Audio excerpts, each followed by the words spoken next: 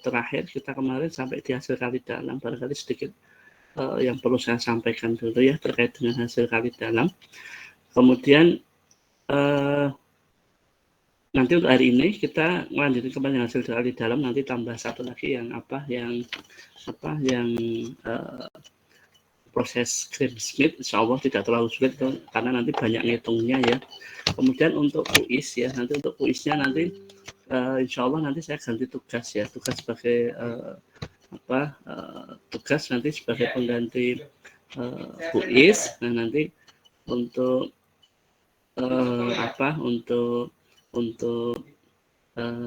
soalnya nanti saya kirimkan berbarengan dengan kelas B. Mungkin nanti saya kasihkannya mungkin hari Jumat ya, hari Jumat.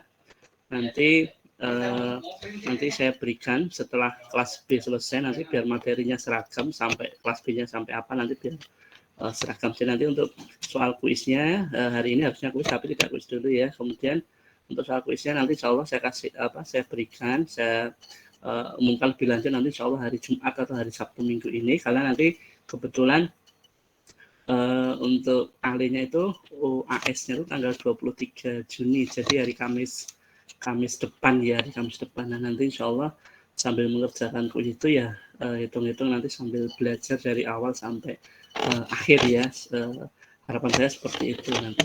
Nah kemudian untuk hari ini saya share materinya dulu, saya mohon maaf. Jangan lupa untuk mengisi absensi di LDR juga ya, jangan lupa. Kemudian untuk absensi di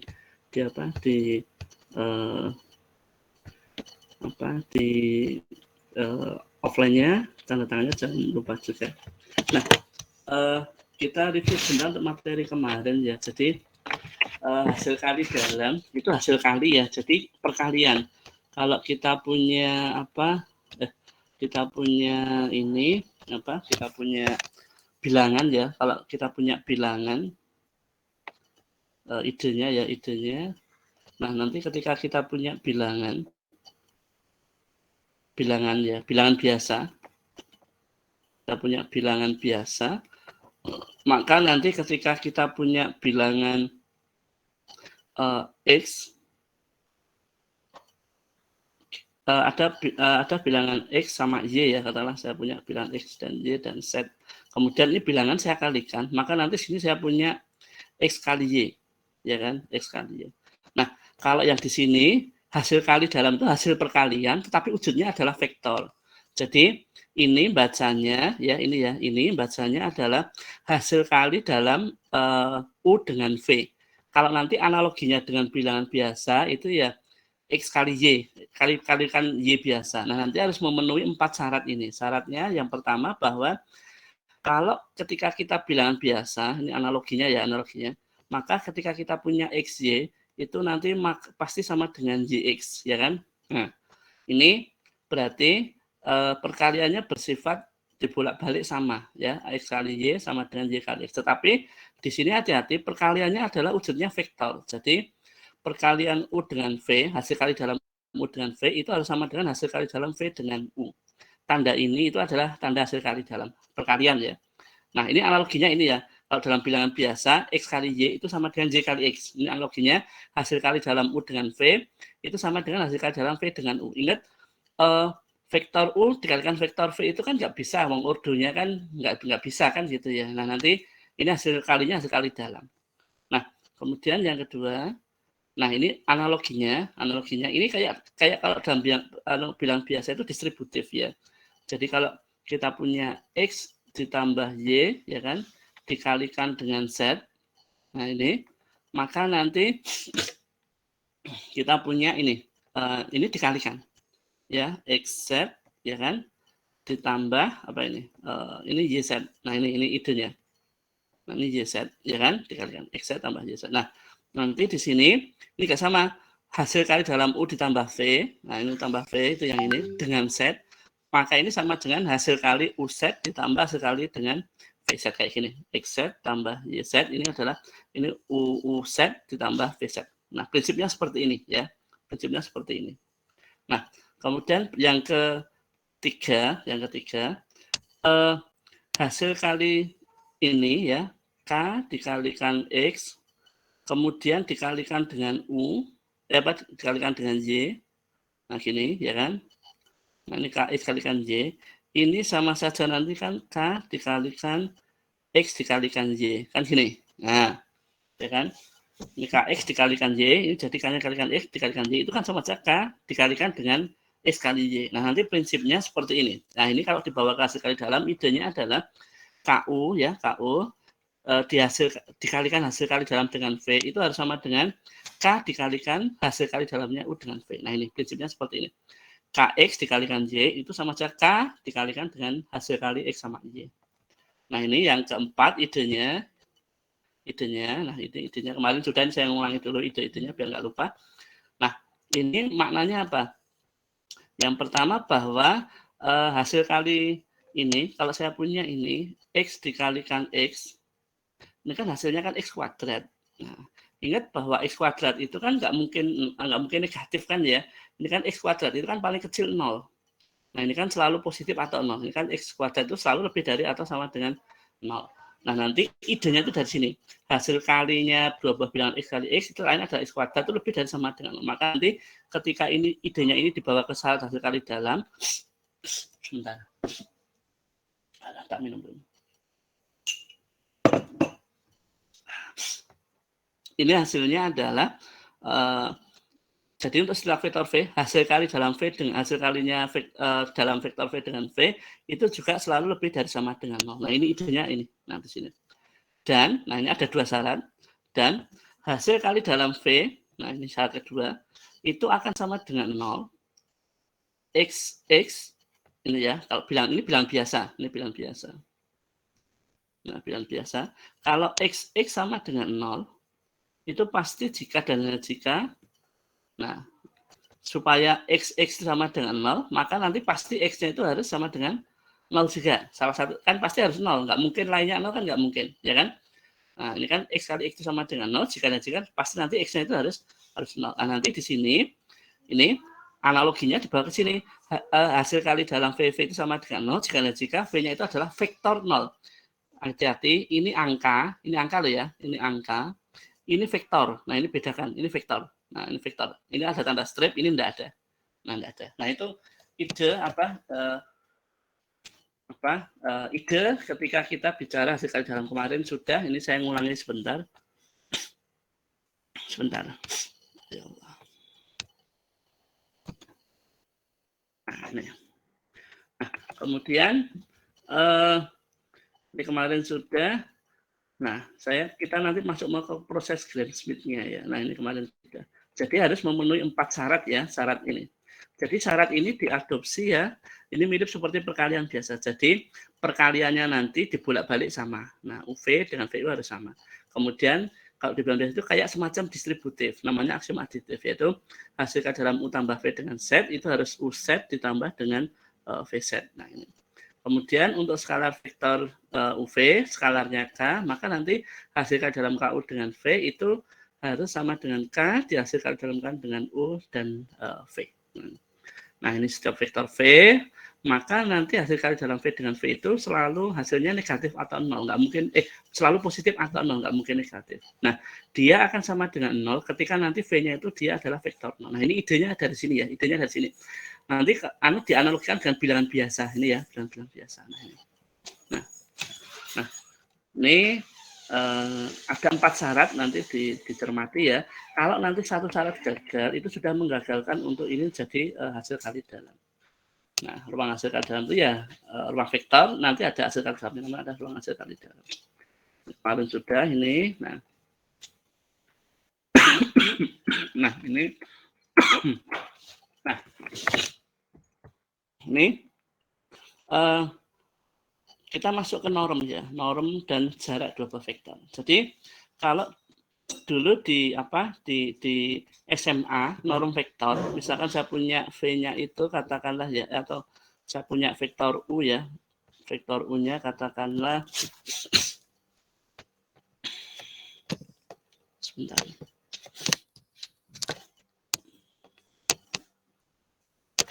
Nah, ini misalkan saya punya vektor U ya. Vektor U-nya itu katakanlah ini.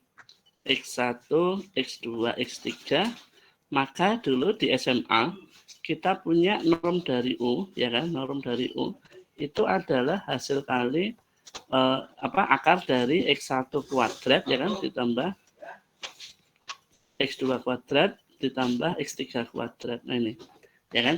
Nah, di sini ini adalah norm ketika di SMA. Nah, ketika nanti kita di ALE, norm itu nanti yang di SMA itu adalah kejadian khusus dari yang norm ada di ALE ini. Nah, ini norm yang di SMA itu khusus ketika nanti hasil kali dalamnya, ini hasil kali dalamnya, HKD-nya, itu adalah dot product. Nah, jadi dulu yang di SMA itu hanya kejadian khusus dari yang di sini, ya, kejadian khususnya. Jadi hasil kali dalam U itu adalah akar dari norm U, hasil kali dalam U dengan U. Nah, ini apa sih? Kalau U-nya misalkan X1, X2, X3, ini kan jadi apa? Nah, kalau ini hasil kali dalamnya itu wujudnya adalah ini dot product. Nah, ini dot product. Maka nanti norm U, ya kan? Norm U itu kan adalah akar, ya kan? Akar dari hasil kali dalam U dengan U. Nah, U dengan U itu apa? Berarti akar dari, nah definisinya dot product. Berarti kan X1 kali X1, ya kan? U dengan U. Berarti U dengan U kan X1 kali X1 ditambah X2 kali X2, ya kan?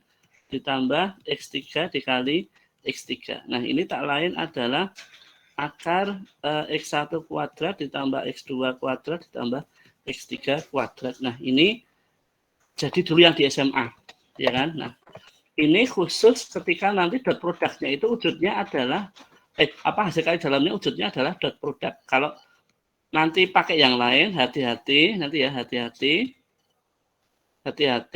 untuk sebentar. Untuk definisi yang lain. Ini hati-hati untuk definisi yang lain.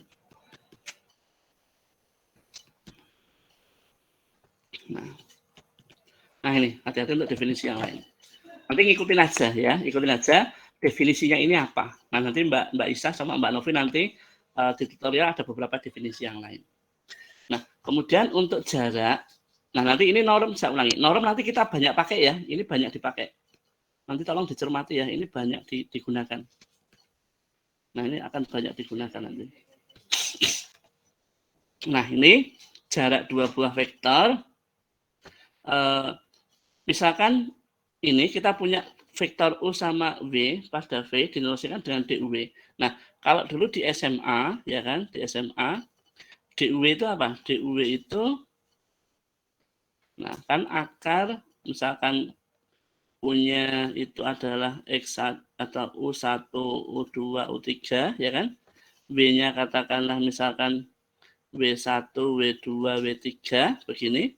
Maka nanti DUW itu kan akar, apa ini? Akar U1 min W1 kuadrat, ya kan, ditambah U2 min W2 kuadrat, ditambah nah, U3 min W3 kuadrat. Nah, ini itu di SMA. Nah, tapi kalau nanti kita di ALE, jarak dari dua buah vektor U dengan W itu adalah norm dari vektor U dikurangi W, yaitu akar dari hasil kali dalam U min W dikurangi U min W. Nah, ini nanti kalau hasil kali dalamnya dot produk ketemunya ini. Nah, cek aja nanti ketemunya ini. Nah, ketemunya ini.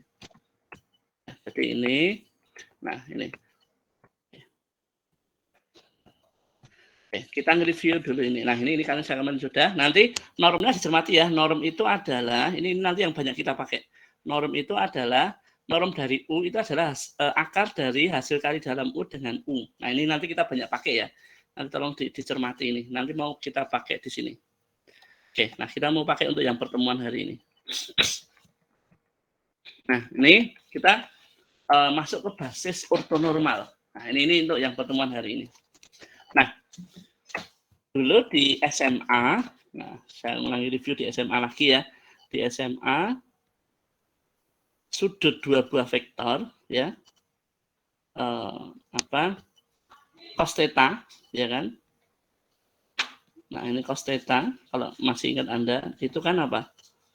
U dot V, ya kan, per, ya kan, norm dari U dikali norm dari V. Nah, ini khusus untuk hasil kali dalamnya adalah dot product. Nah, ini khusus ya, khusus untuk dot product. Tetapi secara umum, ini dulu yang di SMA itu adalah salah satu kejadian khusus dari yang materi kita. Jadi, cos theta itu nanti hasil kali dalam U dengan V. Nah, U dot V, saya ulangi, U dot V itu hanya kejadian khusus dari U sama V. Hasil kali dalam U dengan V. Definisinya U dot V, kalau dulu yang di SMA itu khusus untuk yang U dot V. Tapi kalau di ahli kita sekarang ini, kita bicara secara umum, yaitu namanya adalah hasil kali dalam U dengan V. Per norm U kalikan norm V. Nah, ini. Nah, berarti kalau ini tegak lurus, maka kan sudutnya 90. Nah, berarti kalau sudutnya 90 kan berarti kita punya tetanya 90 derajat.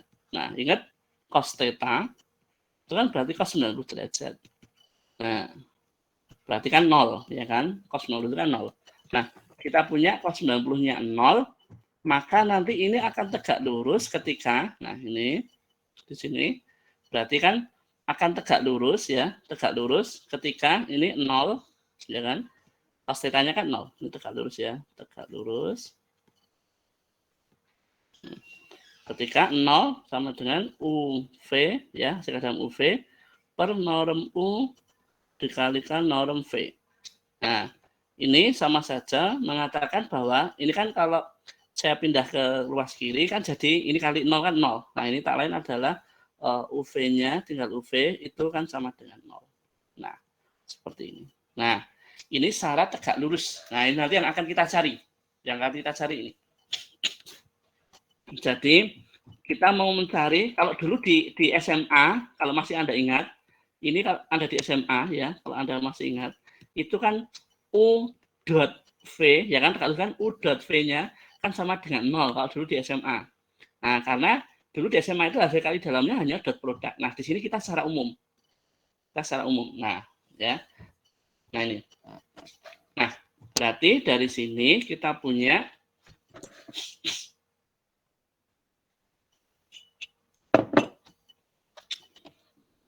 Nah, dari sini kita punya definisi 6 ini, Anda cermati, ortogonal. Ortogonal itu tegak lurus.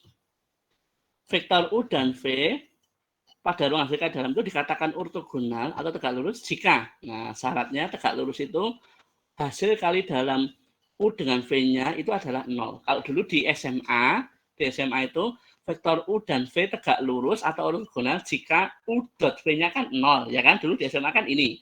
Nah, sekarang dot product itu adalah salah satu kejadian khusus dari hasil kali dalam. Maka nanti di sini ortogonal itu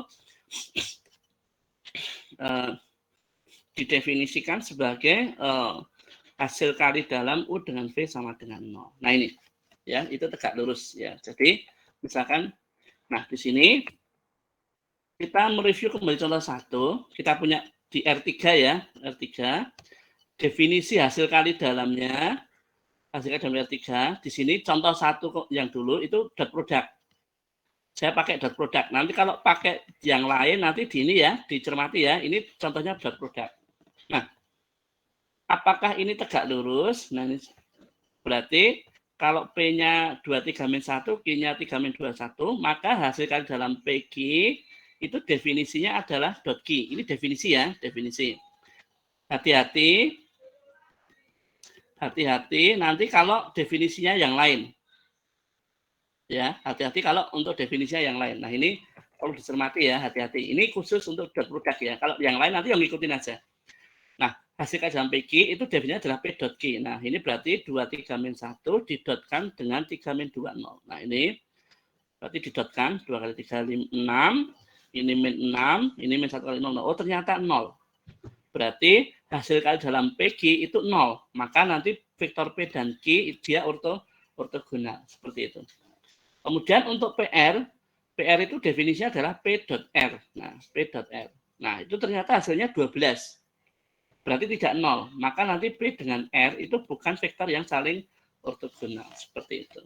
Ya, jadi ini persis yang dulu di SMA. Nah, sekarang kita bicaranya itu tidak per vektor, tetapi bicaranya ada himpunan. Nah, Himpunan itu artinya gini. Anda pelajari, Anda cermati definisi 7. Definisi 7. Aduh, sebentar ya.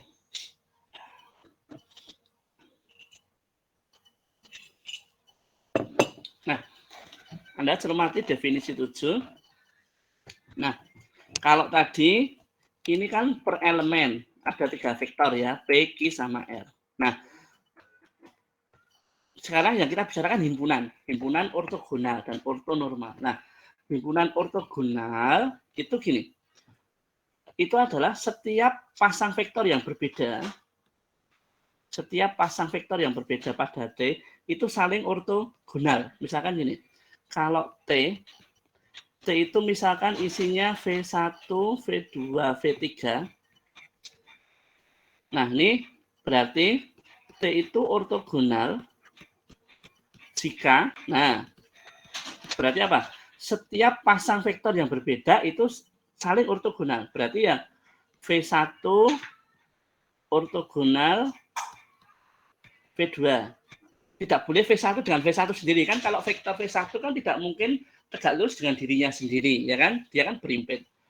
V1 dengan V2, V1 ortogonal dengan V3, terus apa lagi? V2 ortogonal dengan V3. Pak, bagaimana kalau ini dibalik? V1 ortogonal V2 dengan V2 ortogonal V1 sama nggak? Sama. Ya. Karena apa? Ini, nah berarti ini kan artinya apa? Ini kan artinya V1 dengan V2, hasil kali dalamnya kan harus 0. Pak, boleh enggak kalau dibalik, Pak? Ini misalkan V2 dengan V1 ortogonal V2 dengan V2 ortogonal V1 itu adalah sama. Ingat tadi, hasil kali dalam V1 dengan V2 itu kan menurut syarat yang pertama tadi aksiomanya kan harus sama dengan dibolak-balikkan sama hasil kali dalamnya V2 dengan V1. Nah, ini 0. Nah, ini berarti V1 dengan V3 0. Nah, ini berarti V2 dengan V3-nya juga harus 0. Nah, ini begini. Jadi, nah, berarti saya ulangi, himpunan yang ortogonal berarti itu setiap pasang vektornya itu saling ortogonal. Pak, bagaimana kalau ada misalkan ini kan ada ini ya. Nah, misalkan ada satu syarat yang gagal di sini, maka nanti itu sudah menggagalkan syarat untuk jadi ortogonal. Jadi semuanya itu harus saling ortogonal ya, V1 dengan V2 dipasang-pasangkan, V1 dengan V3 dan V2 dengan V3. Nah, kalau V1 dengan V1 nggak mungkin, V1 dengan V1 itu kan nggak mungkin tegak lurus, vektor V1 dengan V1 kan dengan dirinya sendiri ya paling berimpit kan gitu, V2 dengan V2 juga nggak mungkin, V3 dengan V3 juga nggak mungkin. Nah, ini yang perlu dicermati ketika kita bicara ortogonal ya. Jadi itu. Nah, jadi setiap ini, jadi Pak, bagaimana kalau ini vektornya banyak? Ya nanti dicari satu persatu. Cari satu persatu. Ya. Kalau ada 4 vektor, berarti ya V1, V2, V1, V3, V1, V4.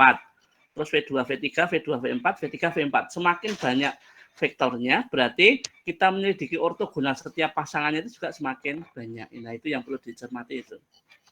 Nah, kemudian ada istilah ortonormal. Nah, ortonormal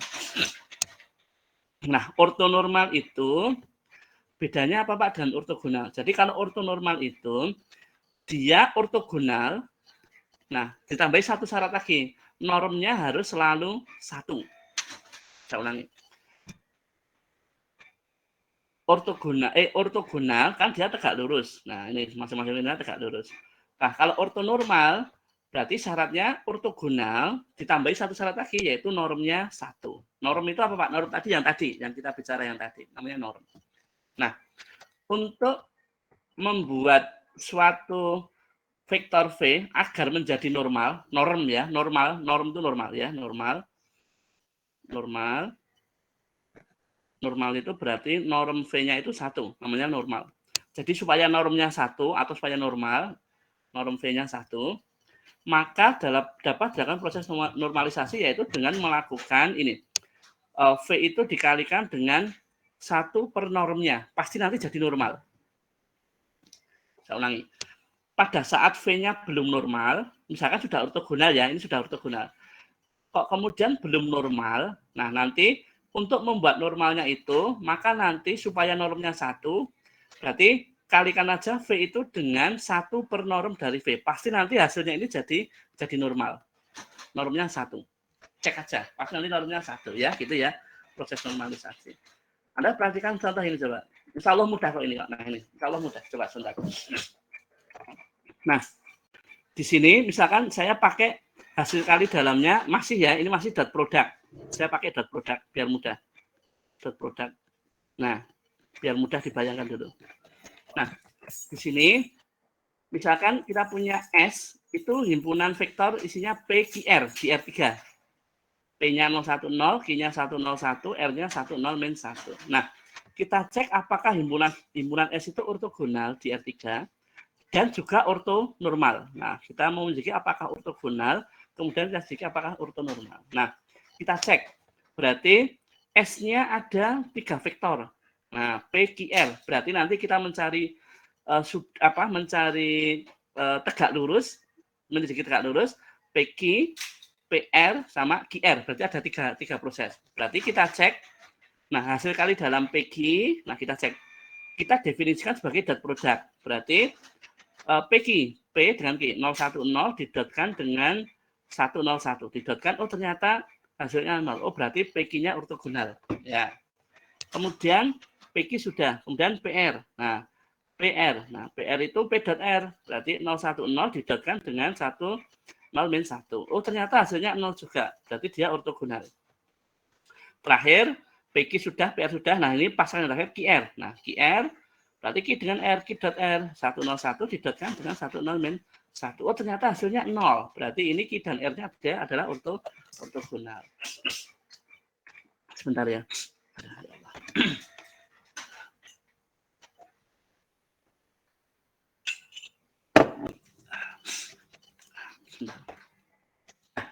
Ini ortogonal. Sampai sini paham ya, ini ortogonal. Nah, berarti kita cek selanjutnya apakah ortonormal. Ortonormal itu normnya harus 1. Nah, kita cek ortogonalnya terpenuhi. Semuanya ini 0. Nah, kita cek ortonormal. Apakah normnya sudah 1 atau belum? Nah, norm P berarti kita kan ada 3 vektor ya. Masing-masing normnya itu harus 1. P-nya 1, normnya Q1, normnya R juga 1. Kita cek. Normnya P itu adalah akar dari definisinya tadi, hasil kali dalam P dengan P. Berarti akar P dot P, berarti akar P dot P-nya ini ternyata akar 1. Oh, ini sudah normnya 1. Ini memenuhi. Kemudian norm Q. Norm Q-nya itu kan akar Q dengan Q. Akar dari hasil kali dalam Q dengan Q, yaitu akar Q dot Q. Oh, ternyata hasilnya adalah akar 2. Nah, ini belum memenuhi.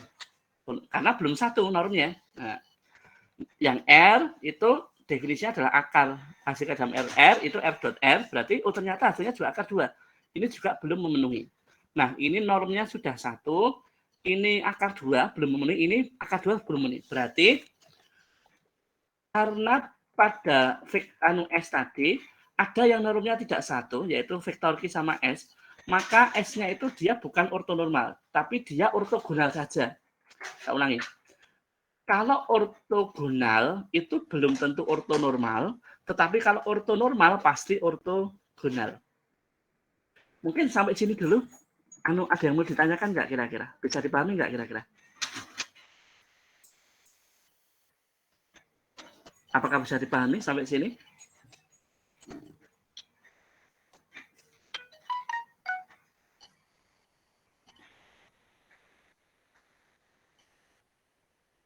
Apakah bisa dipahami?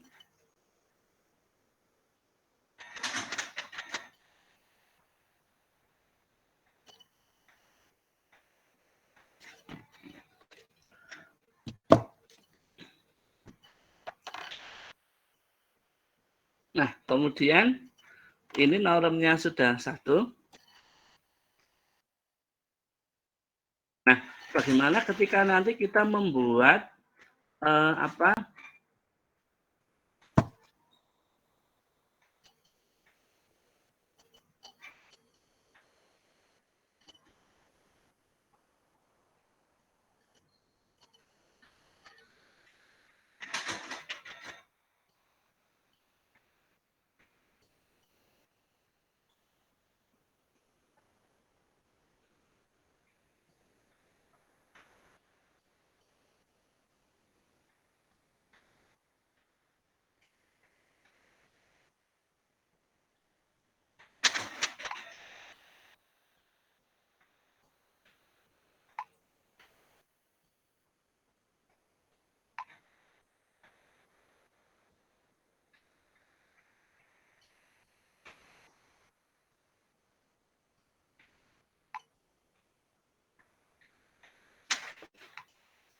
Nah, ini untuk menormalkan ya, menormalkan.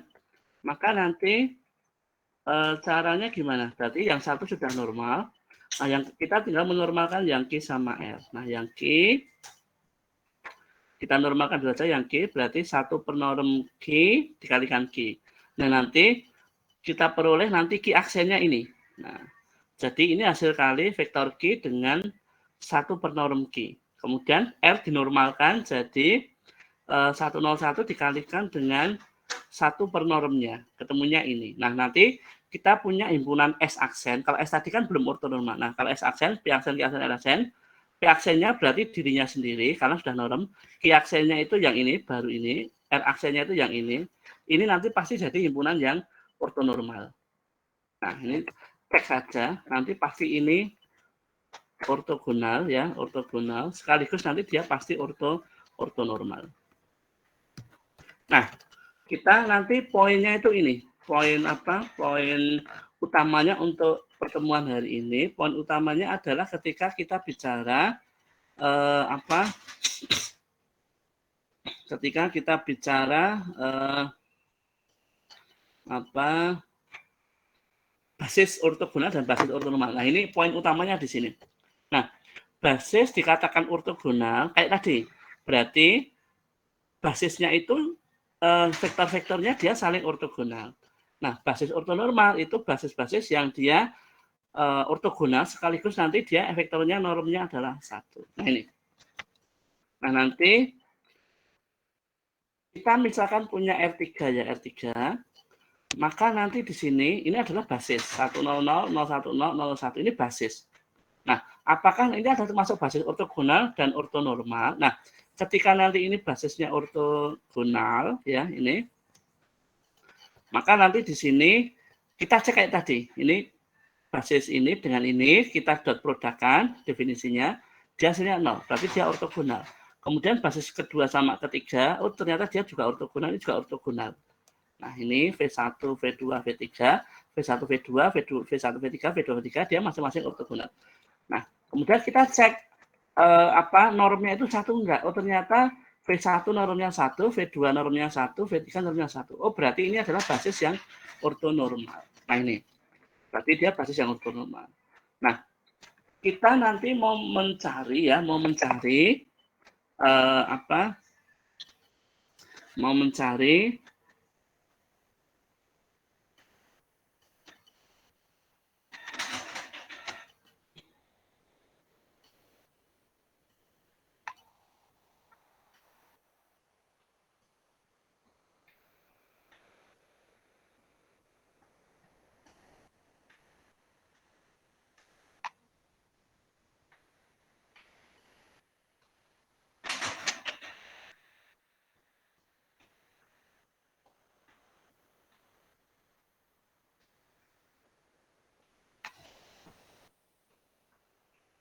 Nah, kita mau mencari proses Gram-Schmidt. Nah, proses Gram-Schmidt itu intinya nanti gini. Proses Gram-Schmidt itu intinya adalah kita mau mencari basis yang ortonormal. Jadi kita punya basis, namakan basis B ya, dari basis B. Ini secara umum ini belum tentu ortogonal, juga belum tentu ortonormal. Kemudian kita ubah. Nah, ini basis ini dia belum ortogonal, juga ortonormal. Nah, ini kita ubah jadi basis B aksen. Nah, B aksen itu kita cari basis yang ortogonal. Nah, kita merubah basis B yang belum tentu ortogonal dan ortonormal ke basis B aksen yang ortogonal. Kemudian setelah ketemu B aksen, kita cari basis B double aksen, itu yang ortonormal. Jadi nanti prosesnya ini, namanya proses Gram-Schmidt. Nah, jadi proses Gram-Schmidt itu apa? Itu proses merubah basis yang belum tentu ortogonal, itu menjadi ortogonal. Kemudian setelah ortogonal, diubah lagi menjadi ortonormal. Jadi ada dua proses di sini. Yang pertama, ini, nah ini, saya ulangi, itu membuat menjadi ortogonal dulu. B itu diortogonalkan dulu jadi B aksen. Nah, kemudian setelah ortogonal, kemudian diubah lagi jadi B double aksen, itu diortonormalkan. Jadi normnya harus 1. Nah, caranya seperti apa, Pak? Caranya begini. Misalkan kita punya B, ya, B itu ini. U1, U2 sampai UN, ya, U1, U2 sampai UN. Nah, ini belum tentu ortogonal maupun ortonormal. Ya, ini ya U1, U2, UN itu belum tentu ortogonal atau ortonormal. Nah, kemudian ini ide yang dilakukan adalah kita merubah basis ini menjadi basis B aksen. Nah, B aksen ini, nah ini dia yang ortogonal. Jadi basis B itu U1, U2 sampai UN. Kita ubah jadi namanya B aksen. Jadi saya notasikan dengan V1, V2, Vn. Jadi ini diubah jadi basis yang ortogonal. Kemudian setelah B aksennya ketemu, kita ubah lagi jadi B double aksen. Itu saya namakan sebagai V1 aksen, V2 aksen, sampai Vn aksen. Itu yang ortonormal. Nah, ini basisnya U1, U2, sampai UN. Dia belum tentu ortogonal. Kemudian diortogonalkan menjadi V1, V2, sampai Vn. Nah, ini diortonormalkan lagi V1 aksen, V2 aksen, sampai Vn aksen. Nah, ini. Nah, caranya, ini caranya. Jadi, basis B itu diketahui. Nah, ini diketahui. Nah, ini diketahui.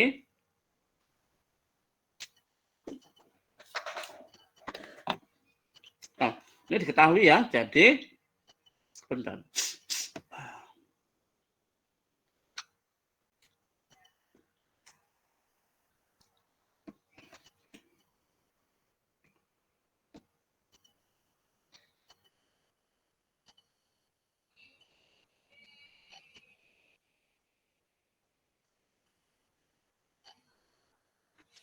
Nah, ini berarti langkah pertama kan kita mencari V1, V2 sampai Vn dulu. Ini kan B-nya diketahui itu. Nah, kita cari B aksennya dulu. Berarti mencari V1, V2 sampai Vn. Nah, yang langkah pertama, ambil V1-nya itu sama dengan U1. Ini V1-nya itu diambil sama aja U1. Diambil vektor aslinya U1. Kemudian langkah kedua, kita cari V1-nya ketemu. Nah, ini V1-nya ketemu. Cari V2. Nah, V2. V2 itu caranya gimana, Pak? V2 itu adalah, nah ini, U2 dikurangi, nah U2 dikurangi, perhatikan anunya, apa, polanya.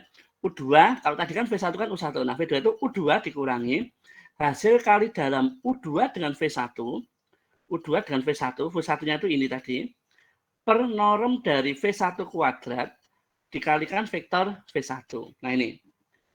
Kemudian ini ketemu, ini dipakai untuk langkah ketiga, V3.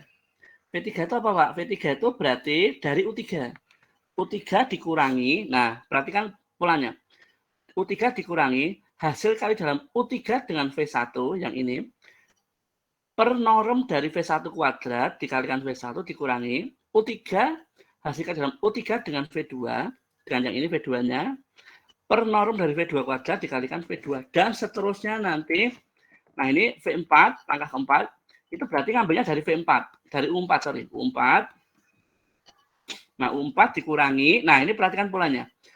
U4 dihasilkan dengan V1 per norm V1 kuadrat kali V1 dikurangi U4 dengan V2 per V2 kuadrat per kurangi hasilkan dalam U4 dengan V3 per norm V3 kuadrat dikalikan V3. Nah ini.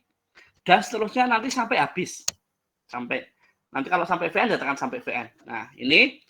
Nah, nanti dari sini diperoleh V1, V2, Vn yang kita cari tadi itu adalah vektor yang ortogonal. Nah, setelah ini ketemu, kemudian ini kan belum tentu ortonormal. Kemudian dinormalkan dengan mengalihkan apa? Satu per normnya. Nah, Anda cermati begini.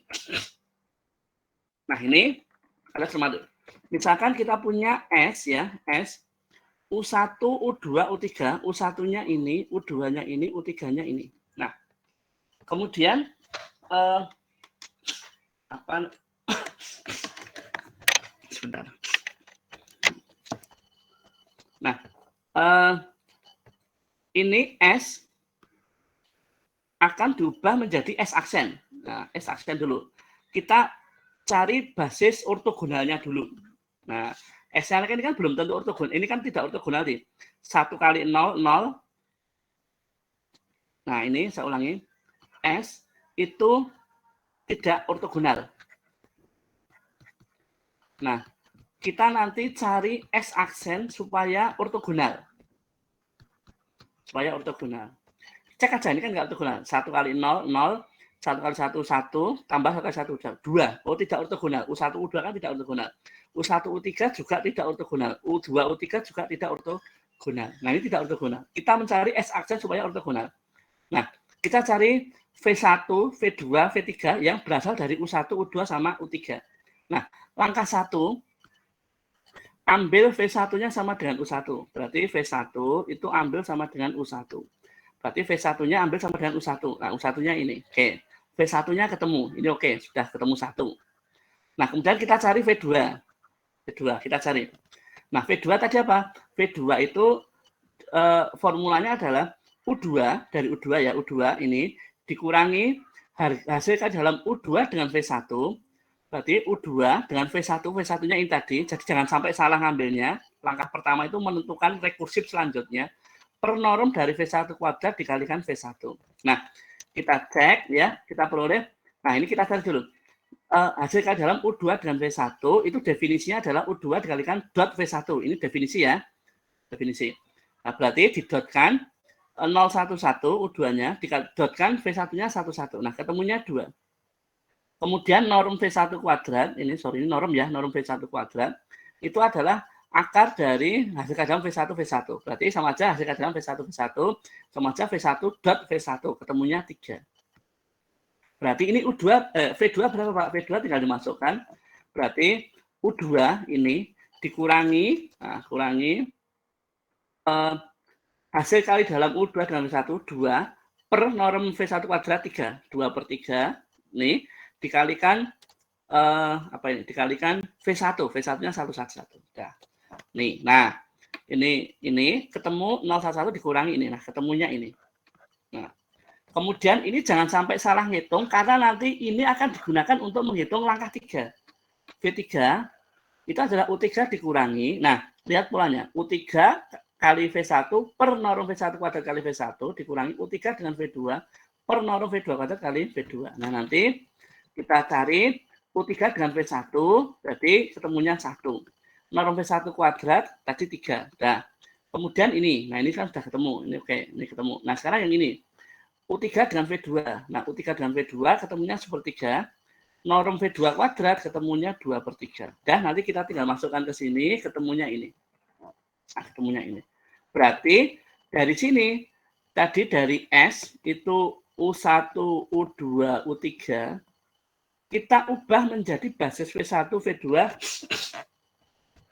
basis V1, V2, V3. V1-nya tadi, yang U1, basis pertama itu, yang mula-mula 111, di sini diubah jadi tetap 111. Nah, kemudian U2, itu kan 011. Nah, ini jadi min 2/3, 1/3, 1/3. Nah, ini U3, basis yang mula-mula 001 ternyata diubah nanti jadi 0 min setengah. Nah, nanti ini basis ini pasti dia ortogonal. Kita tadi mencari ortogonal. Cek aja. 1 kali min 2/3 kan min 2/3. Cek ya nanti. V1, V2. Nah, ini berarti kan 1 kali min 2/3, min 2/3 ditambah 1 kali 1/3 ditambah 1 kali 1/3. Nah, ini kan 0. Nah, nanti pasti ortogonal. Cek aja. V1, V2, V1, V3, V2, V3. Pasti nanti hasilnya semuanya 0. Nah, tetapi di sini ini baru sampai ortogonal. Belum ortonormal. Nah, kalau nanti kita mau pakai ortonormal, nanti kita cek apakah normnya sudah 1. Ternyata yang kita peroleh tadi ini, V1, V2, V3, mula-mula yang di U, nah sekarang kita V. Nah, ternyata norm V1-nya masih akar 3, belum normal. Norm V2-nya ternyata sepertiga kanan, juga belum normal, belum 1. Berarti V3-nya dia juga belum normal. Nah, berarti kita normalkan, dikalikan dengan, kita cari tadi, ya, saya ulangi, S, itu tadi mula-mula kan U1, U2, U3. Ini belum ortogonal. Belum ortogonal. Nah, kemudian diubah jadi tadi V1, V2, V3. Ini sudah ortogonal. Tetapi belum ortonormal. Nah, ini diubah lagi, nah, diubah lagi jadi V1 aksen, V2 aksen, V3 aksen. Nah, ini apa? Ini yang sudah ortonormal. Nah, ortonormal. Nah, idenya begitu. Jadi, kita kalikan dengan 1/norm dari V1, ketemunya ini. Kemudian V2 aksen, ini 1/norm dari V2 kali V2, ketemunya ini. Betul dengan V3 aksen. Nah, nanti diperoleh ini, yang ketiga ini dia yang sudah sudah apa? Sudah ortonormal. Nah, nanti ini dikomunikasikan enggak usah. Nanti terakhir kita untuk apa? Untuk ujian UAS kita sampai sini ya, UAS-nya. Nanti kita sampai sini. Oke. Mungkin ada yang mau ditanyakan dulu untuk topik hari ini terkait dengan apa? Terkait dengan basis ortonormal dan ortogonal. Ada yang mau ditanyakan dulu? Kita terakhir sampai sini, ini penting sekali. Apakah ada yang mau ditanyakan dulu? Ada yang mau ditanyakan dulu?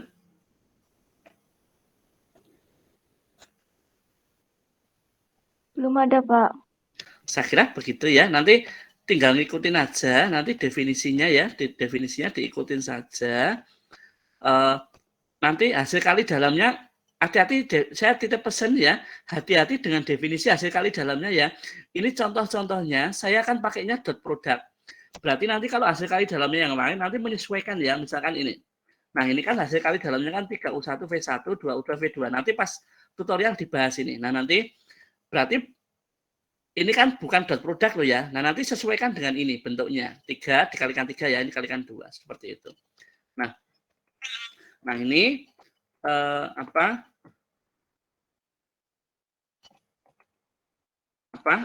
proses basis ortonormal dan basis ortogonal ini sangat penting sekali. Tolong nanti ini dipelajari ya, ini dipelajari. Dipelajari nanti ya. Ini proses Gram-Ship-nya penting sekali. Ini sangat penting sekali nih. Ini penting sekali. Ini penting. Nah, ini sangat penting sekali. Nanti tolong dicermati ini, cara mencari basis ortonormal ya. Jadi proses Gram-Schmidt itu intinya nanti 2 langkah. Langkah pertama berarti diketahui basis itu belum ortogonal, belum tentu ortogonal. Kemudian yang langkah pertama itu diortogonalkan jadi B aksen. Nah, setelah ketemu ortogonal, pakai langkah 1, 2, 3 ini ketemu ortogonal. Setelah ketemu ortogonal, nanti itu belum tentu ortonormal, kemudian diortonormalkan. Jadi 2 proses ya, 2 proses untuk itu. Nah, nanti untuk tugasnya nanti nanti coba ya, nanti saya berikan kalau memungkinkan nanti ya secepatnya saya berikan. Kalau enggak nanti paling lambat insya Allah hari Jumat lah nanti bareng kelas B ya, untuk kelas A. Nanti insya Allah saya berikan maksimal hari Jumat. Kalau saya berikan nanti mengumpulkannya satu hari sebelum UAS. Berarti nanti hari Rabu. Ya, maksudnya hari Rabu minggu depan. Biar nanti sekalian untuk belajar dari awal sampai akhir gitu ya. Saya kira seperti itu. Nanti saya setting supaya nanti tugas sebagai pengganti kuis itu saya setting sehingga nanti sebentar ya. Saya setting supaya nanti Anda berlatih dari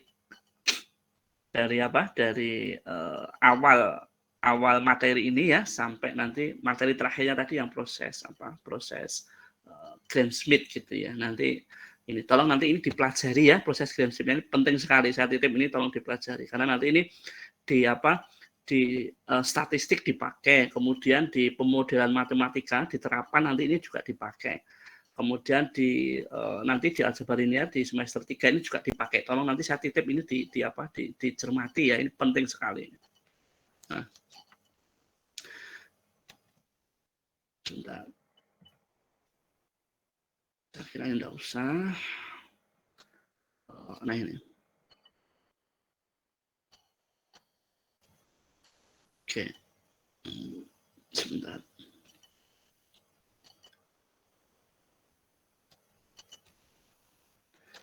Ini hasil kali dan apa ini?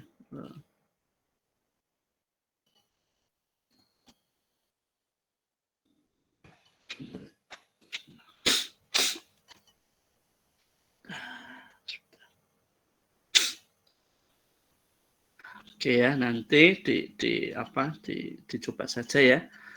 Misalkan nanti kalau tidak ada keterangan apa-apa seperti ini, berarti hasil kali dalamnya dikalikan biasa. Ini juga kalau nggak ada keterangan apa-apa, berarti nanti ini hasil kali dalamnya dot product ya. Nanti bisa tambah ini dot product. Ini apa ya ini? Nggak ada keterangannya ini. Ini hasil kali biasa ya. Ini dot product. Bentar ya, tidak ada ini dot product. Loh ini, nah ini nomor 3 ini tidak dot product ya, hati-hati. Ini U1 V1 ditambah, nah ini ada duanya, dia bukan dot product, tambah 3 ini, dia bukan dot product.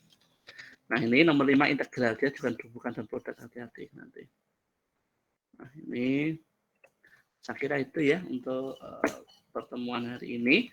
Saya mohon maaf ini agak kurang fit ini, suaranya agak bindeng ya. Saya tadi mau masuk ke kelas takut nanti nularin Anda ya. Ada apa, kita prinsipnya hati-hati saja. Saya tidak mau Anda ketularan lah ya, ada virus atau apa. Makanya saya prinsipnya hati-hati saja.